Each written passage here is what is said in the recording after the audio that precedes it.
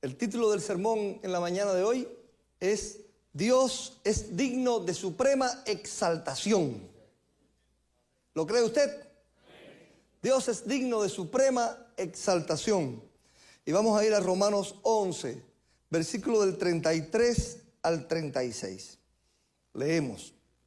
Oh profundidad de las riquezas, de la sabiduría y de la ciencia de Dios. Cuán insondables son sus juicios e inescrutables sus caminos. Porque ¿quién entendió la mente del Señor?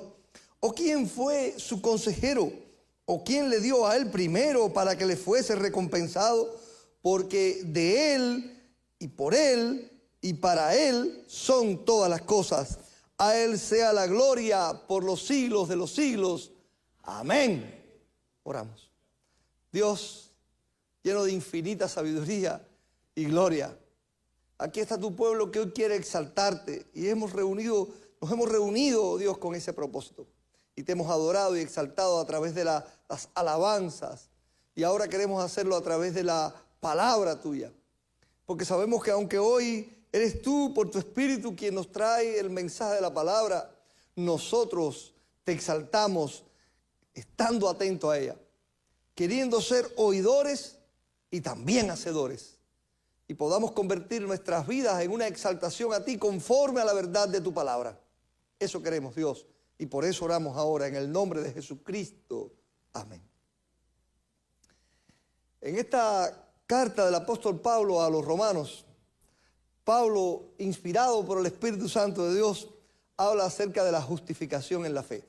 Cuando los estudiosos de la palabra de Dios y los que más han indagado en ella quieren decirnos cuál es el tema principal de cada libro de la Biblia, cuando llegan a Romanos dice el tema principal de Romanos es la justificación por la fe.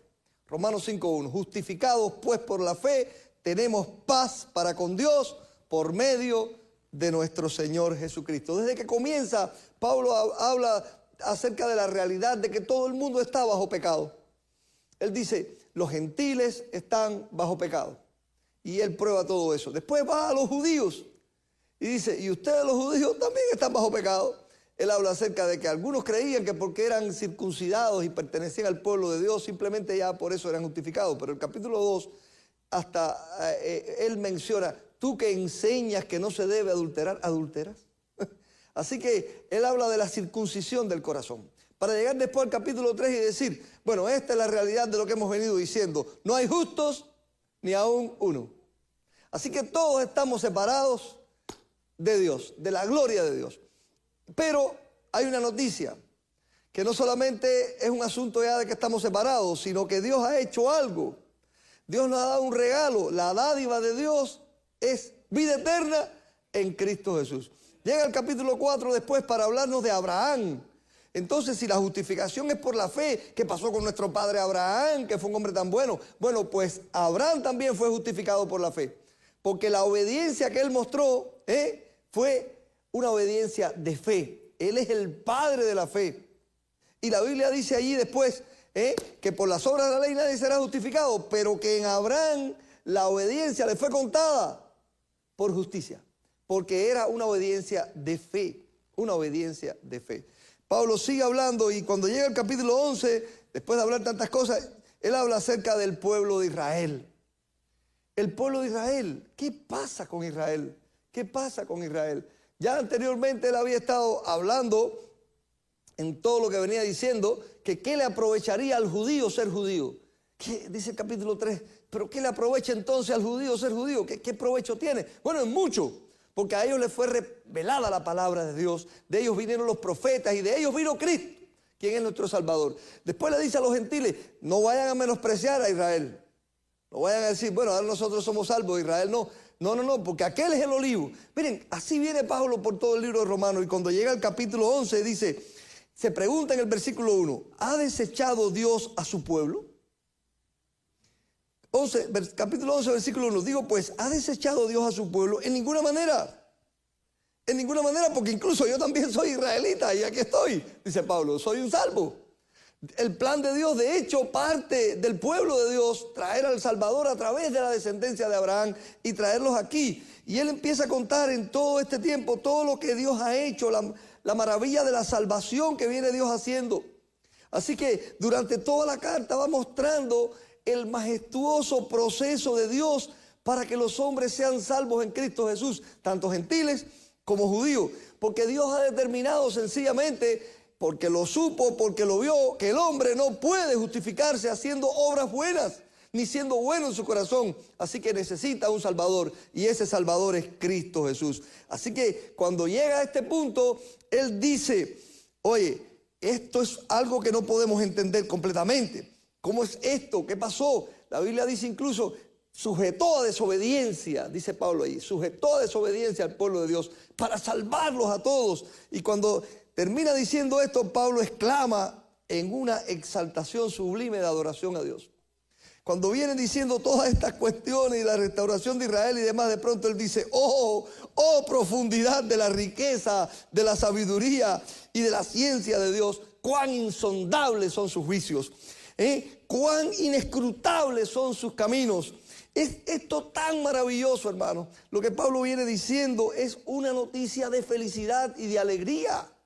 La salvación en Cristo Jesús. Hermano, este pasaje aquí del 33 al 36 es un himno de alabanza, que si le pondríamos música respetando su letra sería algo precioso. Es un momento en que la teología paulina se convierte en poesía, hermano. Se convierte en poesía, como en Corintios 13. Es una poesía de Dios. Aquí se pasa de la investigación de la mente a la adoración del corazón.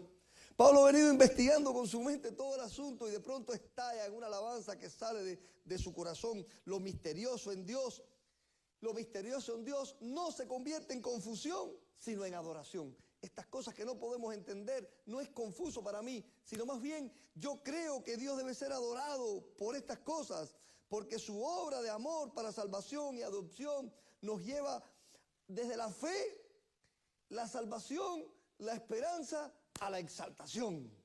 ¡Qué maravilla! ¿Por qué cantamos a Dios? ¿Por qué adoramos? Porque ya somos salvos. No cantamos para ganarnos una salvación. No adoramos para ganarnos una salvación. Nosotros no servimos para ganarnos una salvación. Ya somos salvos. Ahora todo lo que hacemos es una exclamación del corazón del creyente que exalta a Dios en todo lo que hace, en todo lo que vive, en todo lo que expresa. Es la alegría del corazón del creyente que dice, está quieto, conoce que Él es Dios, Él debe ser exaltado. Lo que hoy vengo a predicar aquí es que nosotros reconozcamos eso. Reconozcamos que Dios es digno de suprema exaltación y exaltémosles. Exaltémosle porque Él es digno. Y aquí vienen los motivos que está diciendo Pablo aquí. El primer motivo para él es los perfectos planes de Dios. Oh profundidad de la riqueza, de la sabiduría y de la ciencia de Dios. Cuán insondables son sus juicios e inescrutables sus caminos. Pablo viene describiendo, como decía, durante todo este tiempo, el plan y el propósito de Dios. El plan para las naciones, el plan para Israel en este tiempo. El plan de Dios a través de Jesucristo. Así que Dios tiene un plan con Israel. Dios tiene un plan con los gentiles. Dios tiene un plan con la humanidad. Ahora, aunque ese plan es un poco difícil de comprender para el ser humano, la mente humana, que está condicionada por su naturaleza caída, no puede comprender totalmente el plan de Dios. Incluso Adán, con la naturaleza perfecta, no entendería el plan de Dios, porque la mente de Dios es demasiado maravillosa para un ser humano. Es demasiado grande para poder ser entendida por un simple ser creado. Ahora, ¿cómo es esto de que los gentiles, dice la Biblia, habéis alcanzado misericordia por la desobediencia de ellos? En el versículo 32, porque Dios sujetó a todos en desobediencia para tener misericordia de todos. Esto no lo puedo entender. Son cosas demasiado maravillosas para mí, no las puedo comprender. Es desconcertante para mí la idea de que Dios haya sujetado al pueblo de Israel en desobediencia para que yo fuera desobediente. Es desconcertante para mí la idea de que Dios endurece el corazón de Faraón para que Dios mande unas plagas tan destructivas para librar a Israel. Es desconcertante para mí en la Biblia ver cómo Dios hace las cosas. No puedo entender por qué Dios permite que un hombre tan bueno y maravilloso como Johnny esté en un momento ahora en que su corazón puede estallar en cualquier momento y partir de este mundo. No lo puedo entender, no puedo entender por qué permitió que sufriera la familia del pastor Duarte. No puedo entender por qué permite que otros sufren hoy. Nosotros a veces no podemos entenderlo, pero Dios no nos llamó a entender esas cosas, sino a aceptar por fe que Él tiene planes que son muy maravillosos para nosotros, que Él no nos ha dejado a nosotros al descuido, sino que Él tiene un plan para nuestras vidas. Y que ese plan, Él no puede explicárnoslo totalmente porque no lo vamos a entender. No lo vamos a entender. Cuando el médico atendió a Johnny, le explicó algunos detalles que son detalles sencillamente que él podía tratar de explicar para que él pudiera entender algún detalle. Pero ese médico tiene un conocimiento mucho más grande de la ciencia médica que no le puede explicar a Johnny porque tendría que llevar a Johnny a la universidad para que lo entendiera. Tendría que mandar a Johnny a la universidad para que lo entendiera. Porque él tiene un conocimiento que adquirió de estudios profundos de las ciencias médicas y de la experiencia de tantos años de conocer todos los equipos y cómo funcionan y demás. Pero Johnny no necesita conocer todo eso. Johnny lo que necesita es conocer los detalles que él puede y lo demás confía en ese médico, lo que está diciendo. Y cree que es verdad lo que está diciendo ese médico, porque cree en el conocimiento que ese médico tiene. Nosotros no tenemos, por la palabra de Dios, no tenemos que creernos que tenemos que entender completamente los planes de Dios. Más bien exaltarlos sabiendo que todos los planes de Dios son amor, son bondad, son reflejos de su carácter, de que Él nos quiere bendecir, de que Él nos quiere ayudar. La exaltación comienza, hermano, de una manera tremenda. Vienen signos de admiración, oh profundidad de las riquezas, de la sabiduría y de la ciencia de Dios. Dios es eternamente rico en sabiduría. Sabiduría y ciencia, conocimiento, noxis. Dios es sabio totalmente y Él dice, oh profundidad. Él está pensando en la profundidad del mar, porque después dice, cuán insondables son sus juicios e inescrutables sus caminos. Cuando dice insondable se refiere al hecho de lanzar una sonda en un barco. ¿Saben? Tomaban algo pesado, algo que pesara, una piedra, un metal, y lo ataban a una cuerda, y cuando iban navegando y se acercaban a la orilla, pues lanzaban para ver la profundidad y saber si estaban llegando al puerto, en qué lugar estaban. Pero había lugares donde era la profundidad del mar Mediterráneo, había que tener una cuerda bien larga porque la profundidad es mayor. Y claro, ellos no conocían que hay otras fosas por ahí en los océanos que son mucho mayor. Y eso es insondable para ellos.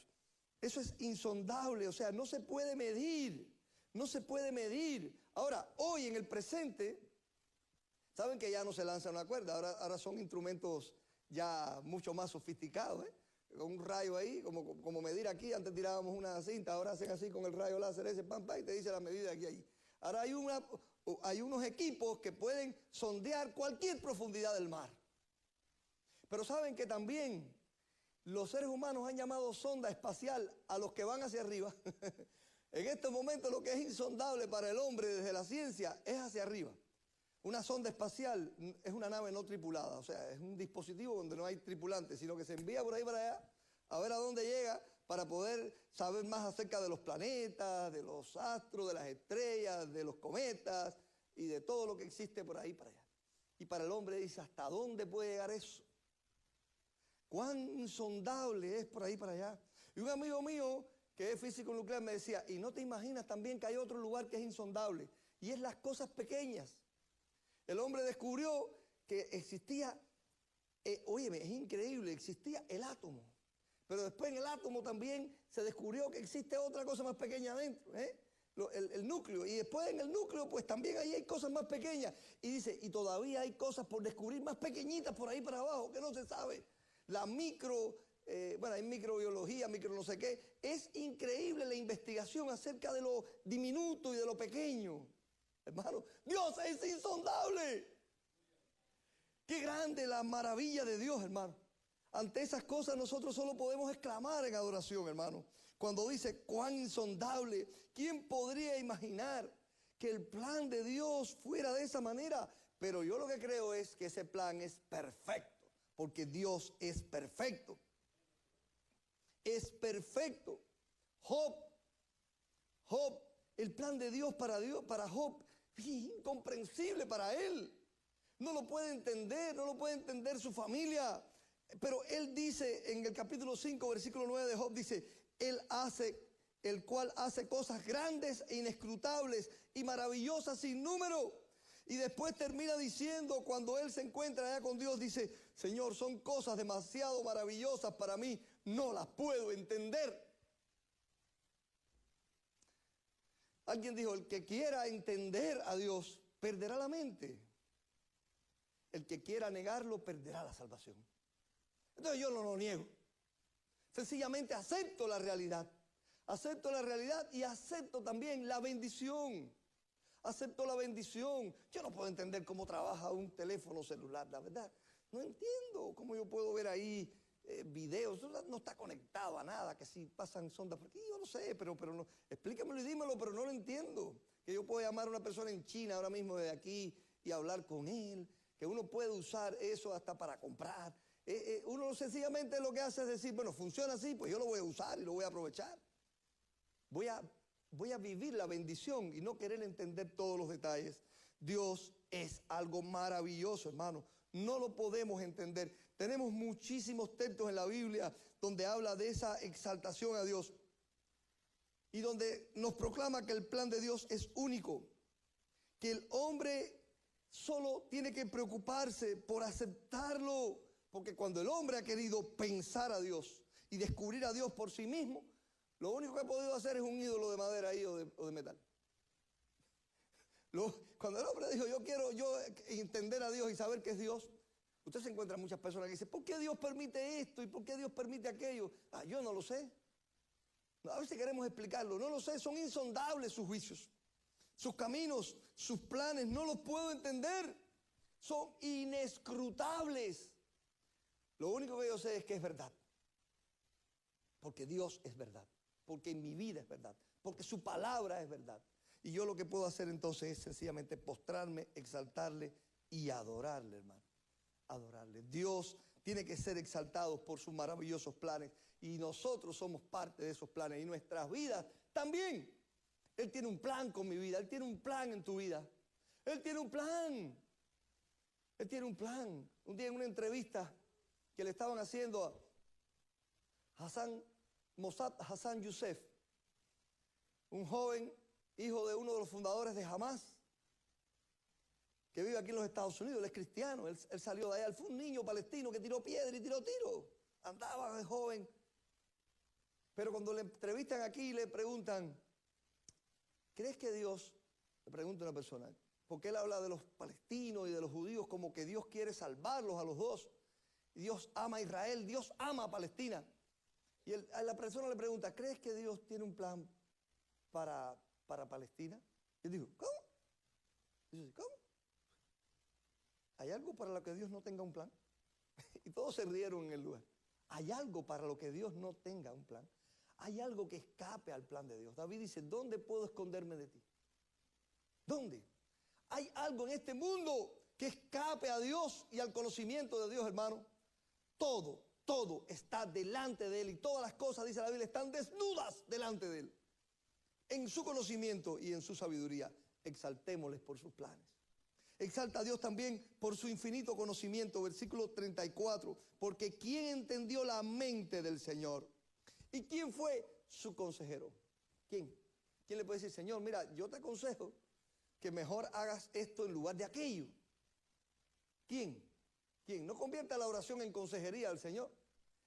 No quiera usted convertir la oración en que usted querer convencer a Dios de que haga lo que usted quiere. Usted sabe que los seres humanos tendemos a eso. Y en ocasiones eso llega incluso a la manipulación. cómo convencer a alguien. El mundo nuestro está lleno de eso. Los que están en el mercadeo tratan de convencerte de su producto. La persona que tiene que venderte algo, la persona que quiere convencerte. Y en ese convencimiento usa el recurso que tenga a mano, incluso a veces hasta la mentira. Pero a veces nosotros queremos negociar con Dios. Queremos convencer a Dios. ¿Quién puede, hermano? ¿Quién puede? La palabra de Dios nos dice claramente, ¿quién puede? Porque ¿quién entendió y quién es su consejero? ¿Quién entendió su mente? Nadie puede comprender la mente del Señor. Isaías capítulo 40, dice la Biblia allá en Isaías capítulo 40, versículo 13, y leo textualmente, ¿quién enseñó al Espíritu de Jehová o le aconsejó enseñándole? ¿A quién pidió consejo para ser avisado? ¿Quién le enseñó el camino del juicio o le enseñó ciencia o le mostró la senda de la prudencia? ¿Quién, hermano? ¿Quién? En el Salmo 40, versículo 5, dice David, has aumentado, oh Jehová, Dios mío, tus maravillas y tus pensamientos para con nosotros. No es posible contarlos ante ti. Si yo anunciare y hablare de ellos, no pueden ser enumerados. No hay manera, Señor, de que estos pensamientos tuyos son demasiado maravillosos tus pensamientos. También dice en el Salmo 92, versículo 5, dice de esta manera,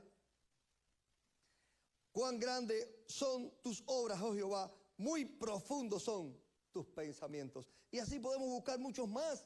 Isaías 55, 9, como son altos los cielos de la tierra, así son mis caminos más altos que vuestros caminos y mis pensamientos más que vuestros pensamientos.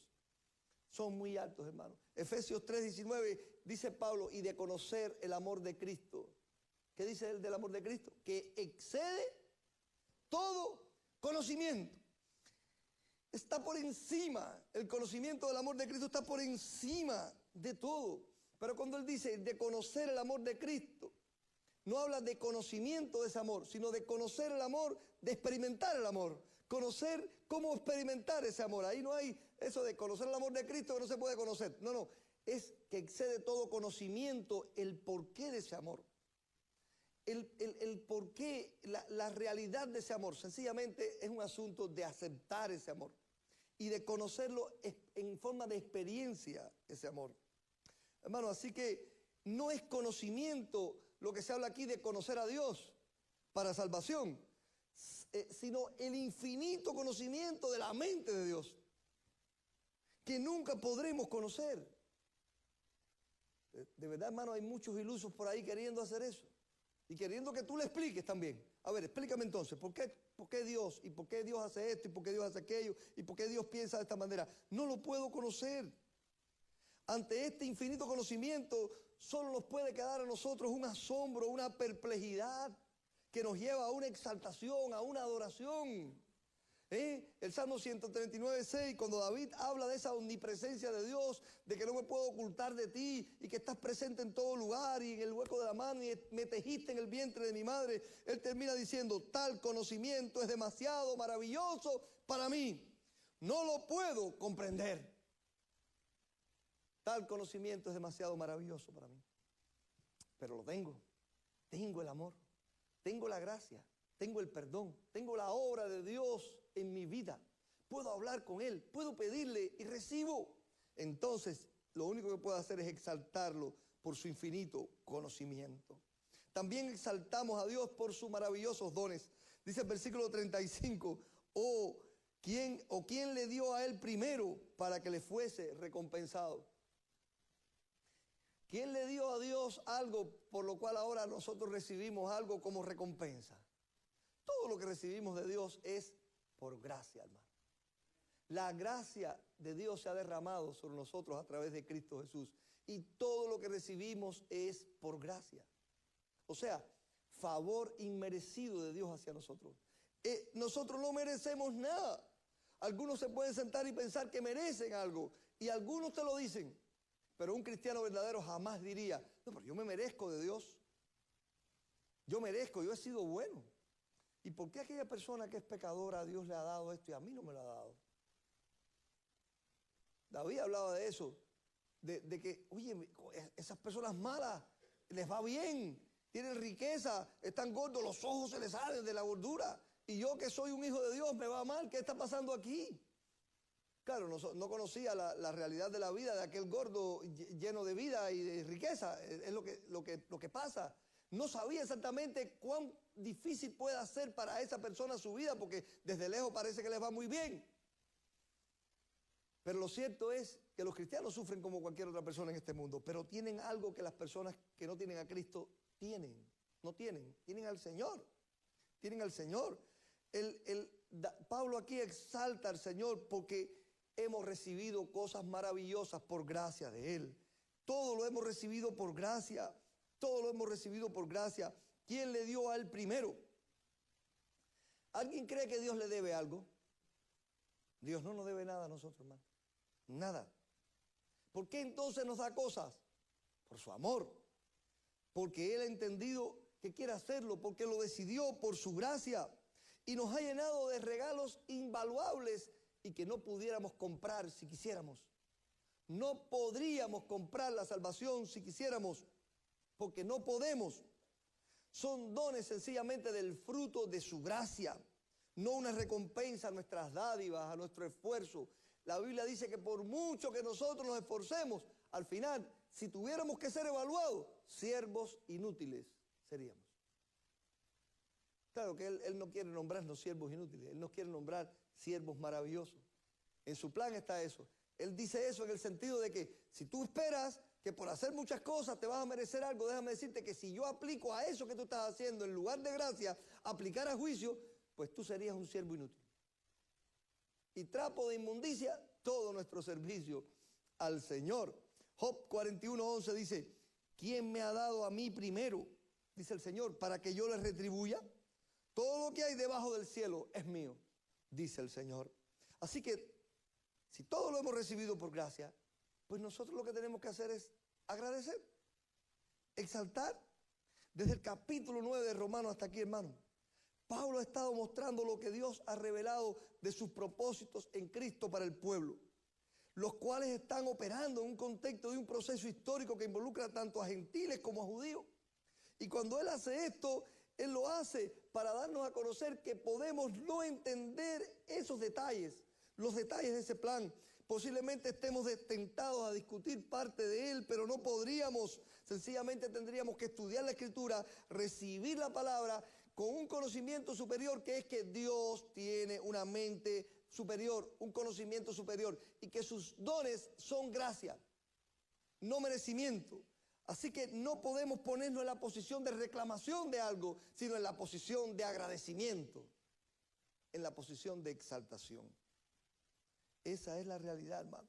1 Corintios capítulo 4, en el versículo 7, dice así la palabra de nuestro Señor. Leo textualmente. 4:7 dice, ¿qué te distingue? Perdón, ¿quién te distingue? Vuelvo a empezar.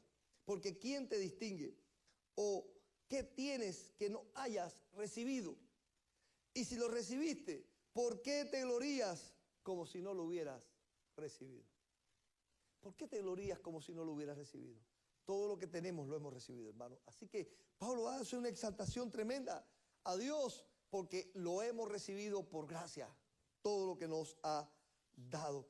Punto final, también exaltamos a Dios por su sublime gloria. En el versículo 36 Pablo dice, porque de Él y para Él y por Él y para Él son todas las cosas. A Él sea la gloria por los siglos. Amén. La semana pasada hablábamos de gloria y hoy volvemos otra vez a este punto. Entendámoslo de una vez y para siempre. De Él, por Él y para Él son todas las cosas. Así que solo Él merece la gloria. Solo Él merece la gloria. Hermano, miren, voy a leer dos comentaristas que me gustan mucho. Primero, los comentaristas Jamieson, Fawcett y Brown dicen sobre esto. De esta manera, dignamente, con una brevedad solo igualada por la sublimidad, recapacita aquí el apóstol todo este asunto. De Él son todas las cosas, como la eterna fuente de ellas. Por medio de Él son todas las cosas. por cuanto Él lleva a efecto sus eternos consejos predeterminados. Y para Él son todas las cosas, por ser suyas propias hasta el fin, siendo la manifestación de la gloria de sus propias perfecciones desde el principio y hasta el fin del proyecto. Barclay dice, si uno puede decir que todas las cosas proceden de Dios, que todas las cosas tienen su ser por Él y que todas las cosas conducen a Él, todo viene de Él, todo se explica en Él, todo conduce a Él, ¿qué más podemos decir? Hay una cierta paradoja en la situación humana. Dios le ha dado al hombre una mente y el hombre está obligado a usarla para pensar las cosas hasta donde pueda alcanzar su pensamiento. Pero igualmente cierto es que a veces ese pensamiento llega a un límite y a uno no le queda otra cosa que aceptar y adorar. Cuando el pensamiento llega ahí a lo que es finito, porque llega a su fin, pues a partir de ahí solo queda una cosa, aceptar y adorar a Dios. Aceptar y adorar a Dios. Los ateos, cuando llega este momento donde no pueden alcanzar el pensamiento, entonces empiezan a crear hipótesis. Y en esas hipótesis empiezan a negar a Dios. Y empiezan a justificar la realidad maravillosa de lo que existe. Esa es la realidad del mundo hoy, hermano. Cuando el ateo llega al límite del pensamiento y ya no lo puede entender, entonces empieza a crear hipótesis. ¿Cómo surgió esto? Bueno, esto es un Big Bang, o esto seguramente el mono se convirtió en hombre, o esto de lo que debió haber pasado. Y empiezan a hacer hipótesis como si fueran reales, como si fueran reales. A mí me gusta mucho el ministerio sobre ciencia y cristianismo, que a mí me gusta. Hay un conferencista, Ken Hank, me encanta oírlo. Y él en una revista que se llama Creación in Nihilo, o sea, de la nada, él pone una historia real que creo que ocurrió en Holanda, donde en un momento determinado había una inundación y unas vacas se quedaron en un lugar y decidieron transportarlas a otro lugar y las transportaron en helicóptero. Así que les ponen como por debajo del vientre, así como un saco, así, y la amarran una faja y levantan la vaca en el aire y la llevan hasta otro lugar. Pero cuando iban transportando una de esas vacas, falló y la vaca se cayó y cayó sobre un barco, que había un barco pequeño, cayó sobre el barco, hundió el barco y lo dejó ahí. Y él dice, eso fue la realidad, parece algo asombroso, pero es lo que pasó. Dice, si los ateos pudieran encontrar los restos de ese barco de aquí a unos años y esa historia no se hubiera contado, le hubieran preguntado cómo se hundió ese barco, empezaban a crear hipótesis sobre cómo se hundió el barco. Dice, uno en no sé cuántos billones dirían, una vaca cayó del cielo y hundió el barco. Pero empiezan a crear hipótesis. Su conocimiento llega a un límite y en lugar de decir, mira, ya hasta aquí llegó, no podemos comprender esto. No, hay que seguir haciendo hipótesis y haciendo historias como si fueran reales. Como si fueran reales. Y déjeme decirle, no sé si usted los ha leído, pero yo he leído libros de este tipo que te cuentan las cosas como si fuera la pura realidad ya investigada y probada. Y no como una hipótesis. En ningún momento nadie te dice, mira, pensamos que pudo haber sido, sino, no, mira, esto fue lo que ocurrió. El hombre de Neandertal fue el que hizo estas marcas aquí, porque él vivía aquí. ¿Quién probó eso? Esa es su hipótesis. Esa es su hipótesis. Ahora, el creyente, cuando la mente finita nuestra llega a un límite que ya no lo puedo entender, no nos ponemos a crear hipótesis, sino decimos, oye, ahí está Dios. Y lo único que nosotros hacemos es decir, a Él sea la gloria por los siglos de los siglos. Él sabe por qué nos dio a nosotros una mente que tiene un límite. Él sabe hasta dónde nosotros podemos conocer o no conocer. Él sabe qué puede revelarnos y no revelarnos. Él sabe lo que nosotros necesitamos y lo que no necesitamos. A su eterna sabiduría, a su eterno conocimiento, a lo insondable de su juicio me remito y sencillamente lo recibo, lo acepto y le adoro y le exalto. Y punto. Él sabe lo que hace, Él sabe por qué lo hace. A Él sea toda la gloria y la honra. Hermanos, de este pasaje maravilloso sacamos esto. Dios es digno de suprema exaltación totalmente. Él debe ser exaltado por sus planes perfectos. Perfectos son sus caminos, dice la Biblia, hermano, perfecto. Cuando Él hace un plan, cuando Él traza un plan para tu vida, es perfecto. Sujétate a Él y exáltale. Debe ser exaltado por su infinito conocimiento. Él sabe todo, hermano. Él sabe todo, todo. Entonces, sencillamente yo dependo de su conocimiento. A su conocimiento asisto en oración, a su conocimiento asisto por la lectura de la Biblia para ser edificado y le exalto por eso. Lo exalto por sus maravillosos dones. Me ha dado la vida eterna, me ha dado el Espíritu Santo, me ha dado dones, me ha dado talentos, me ha dado familia, me ha dado todo lo que tengo, me lo ha dado Dios. Todo lo que tengo, esto que tengo me lo ha dado Dios. Así que yo le exalto por sus dones. Y lo exalto porque Él es digno de toda la gloria, por su maravillosa gloria, porque de Él, por Él y para Él son todas las cosas, hermano. Todas las cosas. Dios es digno de suprema exaltación. Nadie se adelanta a sus planes. Nadie se adelanta a sus operaciones. Nadie puede por lo mismo entrever sus designios. Nadie puede entrever sus designios.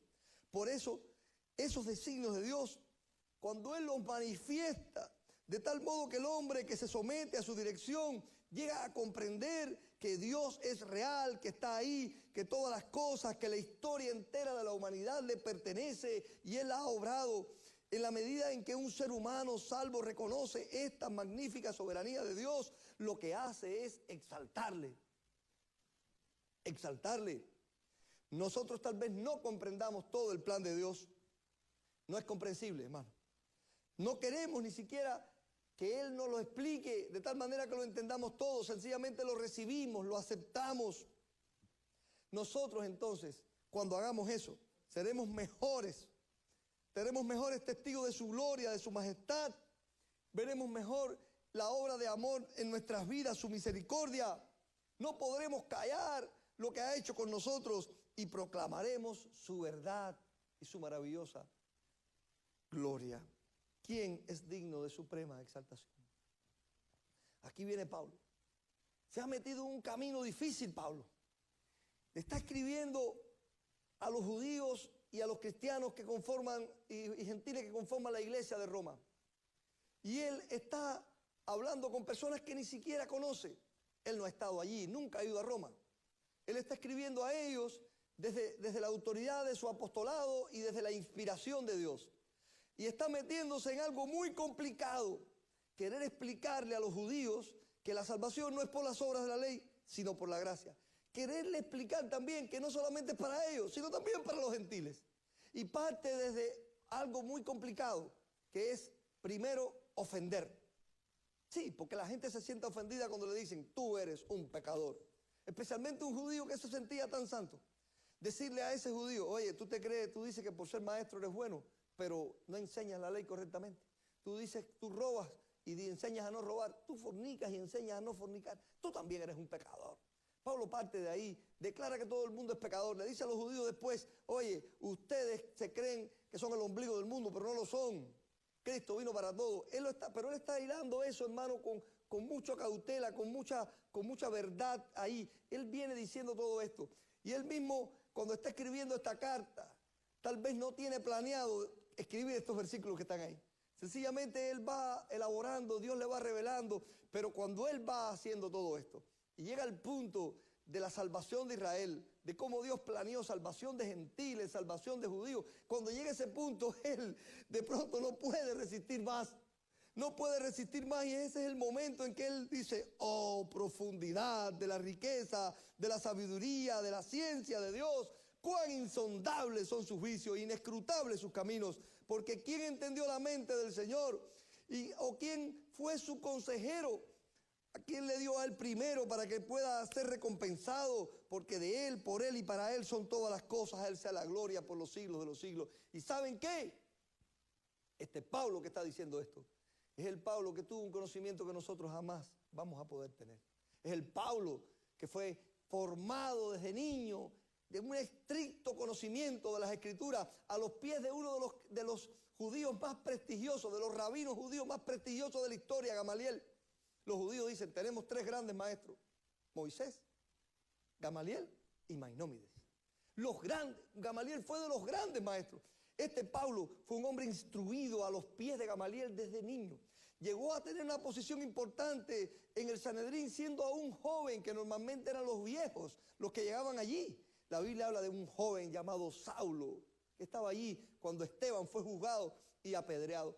Llegó a tener un prestigio tremendo en la nación. Él dice, irreprensible en cuanto a conducta. Él habla de cómo él era. Este Pablo después, salvado por la misma presencia de Jesucristo, como ningún otro, el Señor se presentó delante de Saulo en el camino de Damasco. Habló directamente con él. Fue a todos nosotros, un hombre nos predicó el Evangelio. A Pablo se lo predicó Jesucristo. Jesucristo bajó para predicarle a ese hombre. Pero no solo eso, lo llevó al tercer cielo.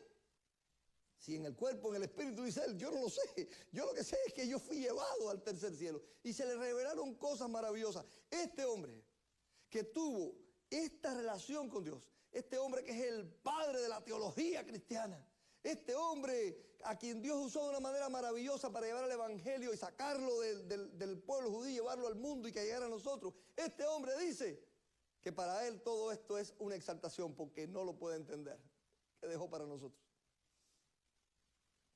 Exaltemos a Dios, hermano.